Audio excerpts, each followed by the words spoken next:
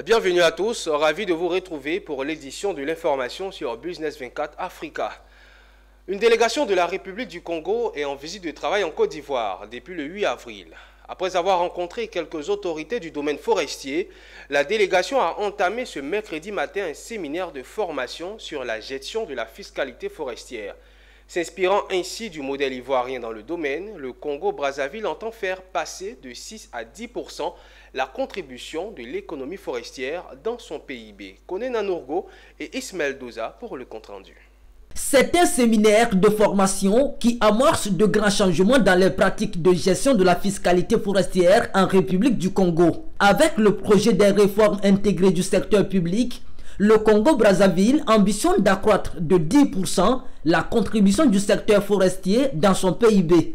Et pour réussir cet exploit, c'est le modèle ivoirien en matière de fiscalité forestière qui a séduit le Congo. D'où ce séminaire d'Abidjan pour s'enquérir des techniques et procédures de gestion de la fiscalité forestière en Côte d'Ivoire. Le Congo avait beaucoup d'insuffisances et pour remonter à cela, on a pris l'exemple de la Côte d'Ivoire qui était un modèle et partant de ces recommandations, nous, administration fiscale, on a pensé qu'il fallait venir faire école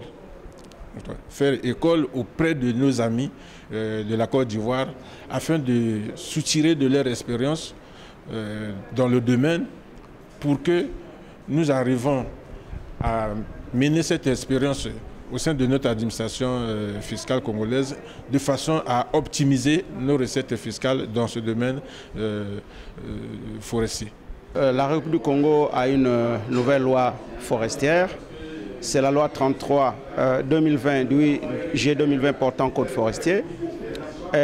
Cette loi est l'émanation des innovations qu'a connues la République du Congo. Cette nouvelle loi, je pense, va booster l'économie nationale parce que je pense qu'il y a aussi d'autres nouvelles taxes qui ont vu le jour dans cette nouvelle loi. La taxe sur les résidus.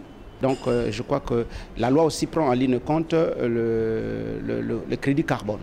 Voyez-vous que cette loi, c'est une nouvelle loi, une grande innovation qui va faire que l'économie nationale de la République du Congo puisse, n'est-ce pas, aller de l'avant. Formateur du jour, c'est à cœur ouvert que le directeur de la production et de l'industrie forestière a partagé avec la délégation congolaise les expériences de la Côte d'Ivoire en matière de gestion de la fiscalité forestière, du cadre juridique et réglementaire jusqu'aux différentes taxes d'exploitation, en passant par les textes d'encadrement, le code forestier. Tout a été passé en revue par le colonel Konaté Bassimouri. Occasion pour lui de donner des conseils d'usage à ses invités. On a connu des succès, certes, mais il y a eu quand même beaucoup de difficultés. Et au nombre de ces difficultés, il était important que dans la gestion forestière, le rôle de ceux qui payent les impôts, c'est-à-dire les industriels, était prépondérant, qu'il était important de les prendre en compte dans toutes les questions liées, même au niveau de la tarification, il était important de les consulter. Cette délégation congolaise est présente en Côte d'Ivoire depuis le 8 avril 2023. Elle est composée de plusieurs personnalités, dont le directeur général des eaux et forêts et le directeur général de la réglementation et du contentieux, sous tutelle de la direction générale des impôts et des domaines.